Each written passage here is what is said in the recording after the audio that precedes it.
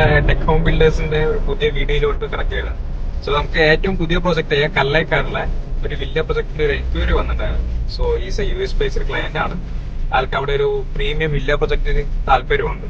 So നമുക്ക് ആ site visit കാണിക്കാൻ വേണ്ടിയാണ് പോകുന്നത്. സോ അതിന്റെ കൂടുതൽ വിഷയത്തിലേക്ക് കാണാം.